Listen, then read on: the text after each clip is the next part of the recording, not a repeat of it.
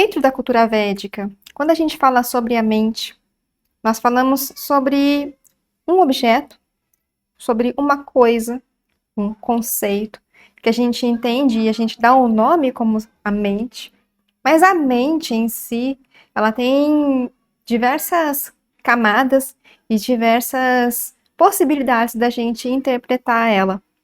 Então, por exemplo, a mais comum é tentar dissociar, separar a mente do corpo. E normalmente quando a gente faz essa dissociação, essa separação entre a mente e o corpo, a gente acaba se desequilibrando de alguma forma e as coisas saem do eixo. Porque, embora não pareça, a nossa mente está completamente interconectada com o nosso corpo. Não existe a mente sem o corpo e não existe o corpo sem a mente. Tudo que afeta a sua mente, afeta também o seu corpo.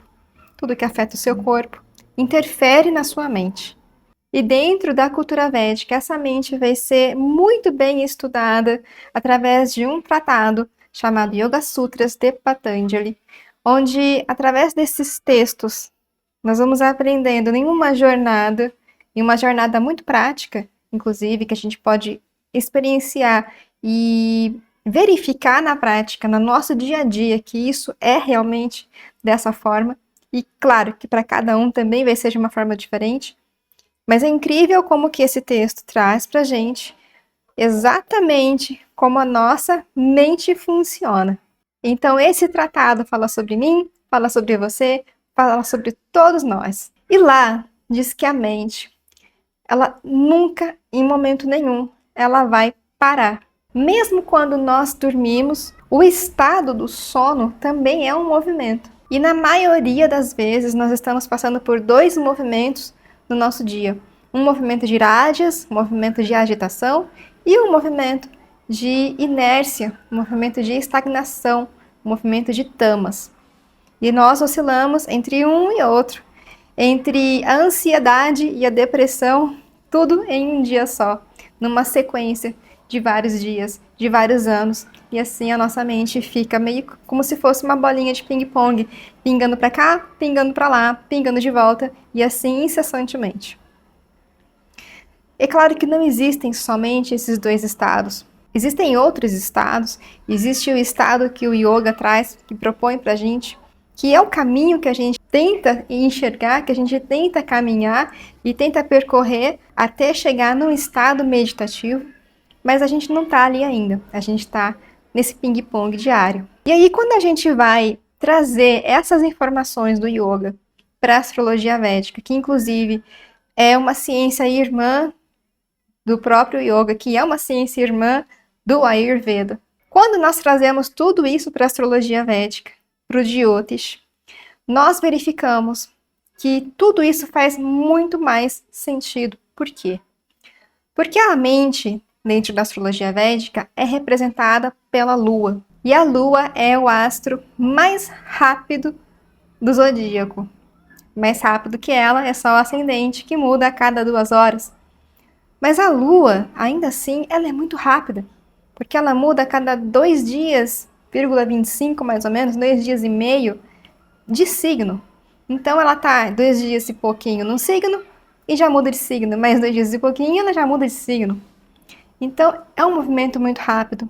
E a gente faz essa comparação em relação a como a nossa mente ela não para, em como ela está sempre oscilando, em como ela está sempre em constante mudança. Percebe que o seu estado mental, ele, de maneira mais geral, vai mudar mais ou menos a cada 2 dias e pouquinho. E você vai sentir que entre um signo e outro, entre uma qualidade de energia de um signo mudando para uma qualidade de energia do outro signo, você percebe que a sua mente acompanha também esse movimento, mas ainda assim existe um outro movimento da Lua, que ele é ainda menor, leva em torno de 24 horas, então em torno de um dia. E você verifica, dentro da astrologia, quando você vai estudando, que a Lua passa por uma nakshatra todos os dias. As nakshatras são divisões menores dos signos. Então, se você acompanha os cálculos de signos, você sabe que os signos têm 30 graus. E a nakshatra, cada uma vai ter 13 graus e 20 minutos, totalizando em 27 nakshatras dentro do zodíaco, coexistindo junto com os signos. Assim como os signos trazem uma qualidade diferente para a mente a cada mais ou menos 2 dias e meio, as nakshatras também trazem qualidades muito específicas a cada 24 horas aproximadamente. E aí, quando você vai detalhando e se aprofundando no estudo da Lua dentro da astrologia védica, você vai encontrar ainda uma divisão ainda menorzinha, chamada de Tithi, que é o dia lunar. E nós não vamos conseguir entrar em detalhes nesse vídeo, mas é só para você saber que existe uma divisão menor, que existe um estudo que se aprofunda um pouco mais. Agora a gente vai ficar no nível das nakshatras, que para muita gente já é uma grande novidade. Então a Lua percorre aproximadamente um dia por cada nakshatra traz uma qualidade, uma energia diferente. As nakshatras, elas são utilizadas em diversos modos, em diversas ferramentas, em diversos estudos. A gente pode utilizar as nakshatras para poder ajudar a aprofundar um pouco mais na leitura do mapa natal. Então, você sabe que você tem a Lua, por exemplo, no signo de Libra. Dentro de Libra, a gente tem 3 nakshatras, então nós temos 3 qualidades diferentes dentro do signo de Libra. Nós podemos utilizar as nakshatras para poder dizer a qualidade e a energia de cada dia. E assim, unindo com outros fatores, que a gente vai chamar de Panchanga, são 5 fatores, são 5 estudos diferentes em relação à qualidade do dia, para estudar as energias e as características de cada dia. E nós vamos dar o nome de Muhurta. Muhurta é quando nós queremos escolher o melhor momento para você fazer uma atividade qualquer. O melhor momento para você iniciar um negócio, iniciar um estudo. O melhor momento para você mudar de casa e assim vai, tem várias coisas. E existe um outro estudo, que é o que eu utilizo todos os dias e ensino várias pessoas a fazer isso também. Porque é algo que você verifica de maneiras diversas e tão rapidamente, é algo que você experimenta, é algo que você experiencia. E eu gosto muito desse estudo, porque nesse lugar eu te falo como você faz, como ler, como interpretar, mas na verdade, você não tem que acreditar em mim, você tem que experimentar, você tem que praticar e verificar por você mesma que isso acontece, e para cada um vai acontecer num contexto diferente, então esse estudo é extremamente rico. E o mais bonito da gente entender esse sistema, que eu ainda não vou colocar o nome, mas eu vou te falar que é um sistema de 27 nakshatras, e o mais bonito disso tudo é que através desse estudo, através de um conhecimento que é muito básico e muito simples, se a gente for analisar bem, ele é muito simples, através de algo muito simples, nós conseguimos entender coisas muito complexas, nós conseguimos entrar numa complexidade muito maior dentro de nós mesmos. É um estudo que, quando você aplica, é como se esse conhecimento se multiplicasse em diversas dimensões da sua vida. Porque a gente está falando de um conhecimento que traz mais autoconhecimento, que traz uma percepção, que aumenta a sua consciência, que expande as suas experiências e expande a forma como você encara a sua vida todos os dias.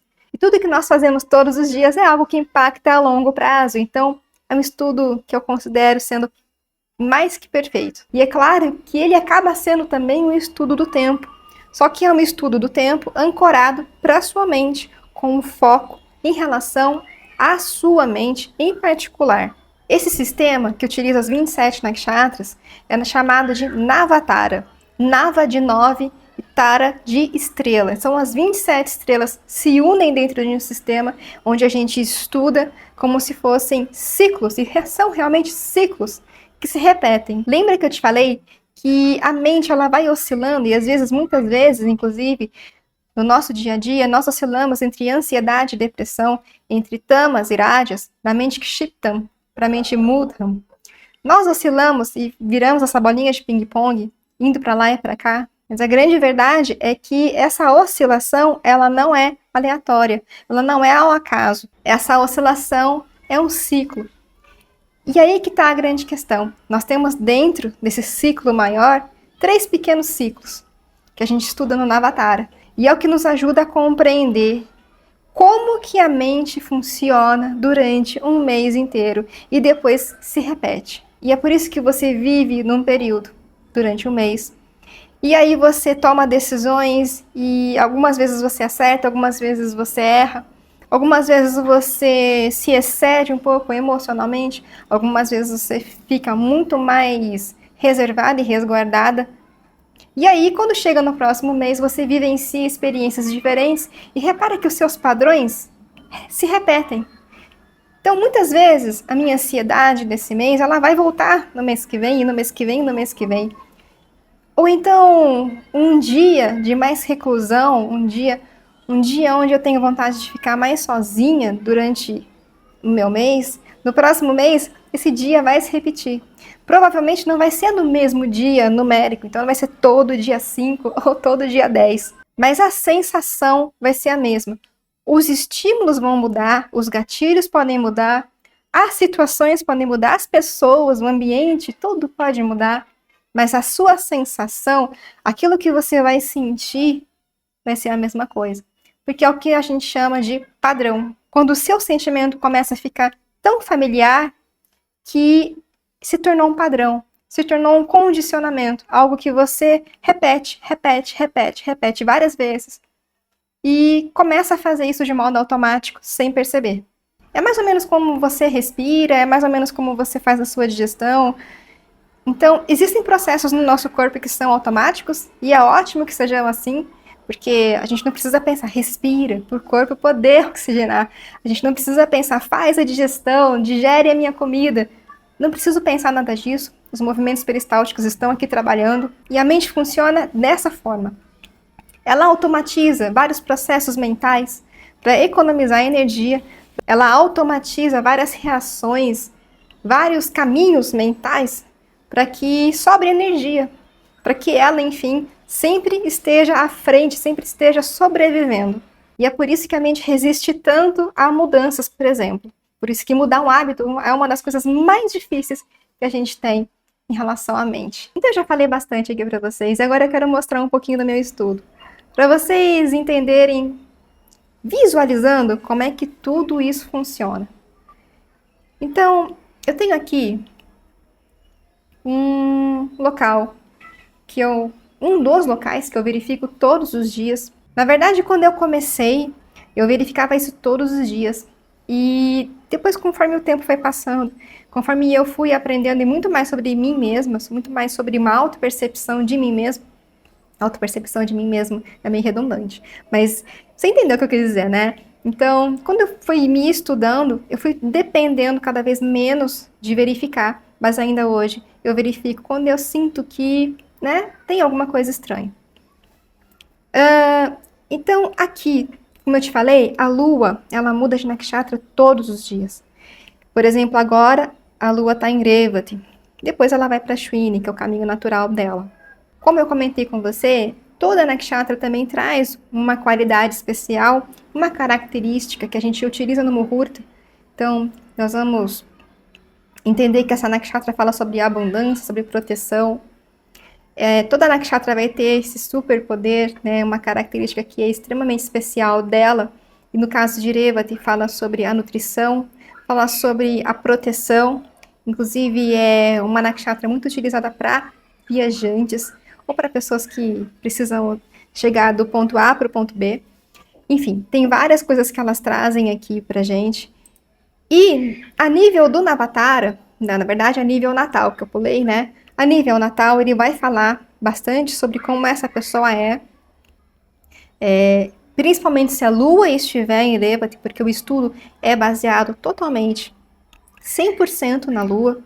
E, na verdade, 100% não, porque claro que nós vamos analisar o posicionamento de outros astros nas nakshatras, mas digamos que nos 98% ali a gente vai dar um peso muito grande para a Lua, sem tentar mensurar em números, mas é só para você saber que a Lua é o ponto principal desse estudo. Então, a lua em Revati, por exemplo, traz qualidades para uma pessoa que nasce, né, nessa configuração, assim como vai trazer também para uma pessoa que nasce com a lua em Ashwini ou então em Bharani, né, que são outras nakshatras. Então, a nível natal, a gente tem uma interpretação. A nível do Muhurta, tem atividades que são melhores ou piores, que devem ser evitadas de se fazer nesse dia. E não é um dogma, né? É mais que não é recomendado, né? São coisas que você vai fazer e vai ter dificuldade, e são coisas que você pode fazer e vai ser muito fluido, vai ser muito fácil você fazer isso nesse dia, por causa das qualidades desse dia. E a gente tem o estudo do Navatara. E aí você escolhendo a sua nakshatra natal. Então, vamos supor que seja uma pessoa que nasceu com a nakshatra em Kritika. Kritika nakshatra, inclusive, é uma nakshatra muito afiada, de qualidades muito afiadas, de uma pessoa que pensa e, enfim, consegue processar de uma maneira muito rápida, tanto informações quanto alimentos. Por ser uma nakshatra ligada à Agni, né, à deidade que representa o fogo. Bom, vamos lá. Então, se eu tenho uma nakshatra em Kritika para essa pessoa, Revati, hoje, a lua hoje em Revati, ela vai significar um trânsito. A lua passando por Revati, para a pessoa que tem o Dhyama Nakshatra, né, a nakshatra natal, em Kritika, vai representar para essa pessoa um posicionamento, que eu vou chamar de Tara, e um posicionamento mais desafiador. Aqui é um posicionamento que a astrologia védica vai chamar de Nidhana, que representa algumas características. Então vai falar sobre mortes e encerramentos, sobre finais de ciclos. Não necessariamente e dificilmente vai ser sobre uma morte física específica, mas é o encerramento de alguma coisa, o encerramento de um processo mental, o encerramento de uma emoção, de uma sensação, de uma vivência, de uma experiência, de um sonho, enfim. Tem vários contextos, por isso que eu falei, cada pessoa vai ter um contexto diferente e vai dar uma interpretação diferente. Mas a essência desse dia, a essência do trânsito da Lua, para essa pessoa que tem a Nakshatra em Kritika, fala sobre uma morte simbólica. Fala sobre a morte de algo. E é aqui que esse conhecimento te entrega uma coisa, como se fosse uma pedra bruta, e você faz com essa pedra que está bruta o que você quiser. Você pode pegar ela e guardar numa gaveta, você pode ficar olhando para ela e não fazer simplesmente nada, ou você pode tentar lapidar essa pedra. Vamos imaginar que essa pedra é você, porque esse conhecimento fala sobre você. Então essa pedra que está ainda num estado embrutecido, num estado grosseiro, no estado original, é você. É como se fosse uma pedra que precisa e que pode ser lapidada, que pode ser trabalhada. Então, vamos supor que essa pessoa pegue esse conhecimento e queira trabalhar esse conhecimento nela mesma. Ela vai começar a perceber o que esse significado, o que essa essência desse dia traz e fala e mostra sobre a sua própria mente. E aqui não é a mente como um processo cognitivo, não é uma inteligência, mas é perceber quais são os comportamentos da mente, quais são os condicionamentos da mente, quais são os padrões que a sua mente repete em relação a esse tema, nesse dia. Então é por isso que é tão potente você olhar para isso e fazer uma autoleitura. Isso no yoga tem nome. Se não me engano, é Agamar, que é quando você aprende porque alguém te falou, porque você verificou isso num livro ou num texto, e transforma isso em Pratyaksha, que é a experiência, que é quando você verifica por você mesmo. Então, você não aprende porque eu te falei, você não aprende porque você leu um texto que eu te mandei, mas você aprende porque você pegou esse conhecimento, aplicou e percebeu dentro de você e nunca mais se esquece isso. Então, é mais ou menos o processo que a gente tem de aprendizagem e de memória. Quando você aprende pela experiência, quando você se dá ao trabalho e quando você se dá também a oportunidade e o tempo para poder sentar, ler uma coisa e transformar esse conhecimento em algo seu, em algo que funciona de uma forma muito íntima para você, esse conhecimento, ele se modificou. Ele não é um conhecimento qualquer. Ele não é um conhecimento que é genérico e que várias pessoas podem ter acesso. Esse conhecimento, ele é específico para você. E é isso que é tão lindo quando a gente une a astrologia védica em relação a um conceito que vem do yoga. Porque, no meu ponto de vista, nós podemos estudar vários mapas, mas ainda assim, se eu não tiver passado por essa experiência, esse conhecimento ele é diferente de algo que eu mesma passei. E claro que como todos nós temos karmas diferentes, não vou passar por tudo nessa vida que todas as pessoas de todos os mapas vão passar. Por isso é muito interessante e muito importante que no momento que nós estamos vivendo um karma nosso, uma experiência, uma vivência nossa, que nós estejamos 100% presentes para poder transformar essa experiência em algo além dos textos, em um conhecimento além daquilo que foi falado para você. E aqui nesse site, então, dá essa interpretação. Amanhã a Lua vai mudar, ela vai estar em Ashwini, e quando ela mudar, deixa eu ver se eu consigo fazer isso manual, quando ela estiver em Ashwini, a interpretação vai mudar. O posicionamento da Lua passando por Ashwini ativa um outro espaço que é considerado um espaço amigo, um espaço favorável. Então sai de uma nakshatra, de um posicionamento que é desafiador e passa por um posicionamento que é muito mais amigável e auspicioso. A mente nesse dia ela vai estar voltada para outras qualidades. E quando a gente analisa todos os dias, que é o que vai acontecer quando você olhar isso diariamente, você vê que ela passa por todas essas taras, por todos esses lugares, esses setores que tem dentro do seu mapa, todos esses setores existem dentro do seu mapa, isso que é tão importante. Quando você passar por tudo isso em um mês, você vai verificar que a sua mente mudou em cada dia, em cada mudança de nakshatra, em cada vez que a lua mudou de uma nakshatra para outra, você vai verificar que a sua mente também mudou. E o pulo do gato aqui é você entender que isso acontece todos os meses. Todos os meses nós passamos pelos mesmos movimentos, pelas mesmas energias, pelas mesmas qualidades do dia, pelas mesmas qualidades mentais. A situação muda, o ambiente, as pessoas, tudo vai mudar, mas a essência daquilo que você vai sentir vai ser a mesma. E aí que começa o estudo. Quando você, através da repetição, consegue perceber, de fato, quais são os seus padrões? Quais são os padrões da sua mente que estão retornando? Quais são os padrões da sua mente que estão se repetindo? E quanto mais você repete um padrão, mais ele se reforça. E o estudo do yoga fala pra gente que quanto mais você repete um padrão, mais você reforça esse padrão, até que chega num ponto que você tá repetindo tudo isso sem perceber. Você tá fazendo tudo isso no automático. Então esse mapa de nakshatras não vai resolver a sua vida só porque você vai ler e conhecer e entender esse conhecimento. Ele não vai por um passe de mágicas, quando você lê, a sua vida está resolvida. Esse conhecimento é um conhecimento que se você for só ler e não aplicar, ele não vai te servir. Ele só vai ser um conhecimento transformador quando você aplicar ele no seu mapa, aplicar ele no seu dia a dia e entender quais são os seus padrões, porque ele vai te mostrar onde é que você está repetindo as coisas. E muitas vezes, quando nós repetimos as coisas, nós chegamos num ponto onde nós não enxergamos mais o que nós estamos fazendo, o que nós estamos replicando. E é por isso que o condicionamento tem tanta força em relação à mente.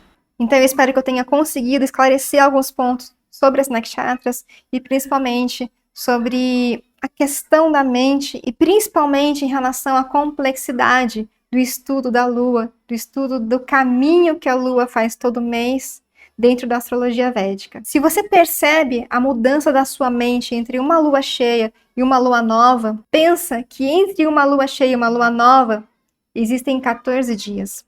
E nesses 14 dias, nós temos muito para aprender com essa trajetória da Lua. Cada vez que a Lua muda de nakshatra, nós temos uma mente diferente. Eu espero que isso tenha te ajudado de alguma forma a esclarecer ou a trazer luz para um lugar onde estava um pouco nebuloso e que de alguma forma isso te ajude na sua jornada. Então, um grande beijo e até mais!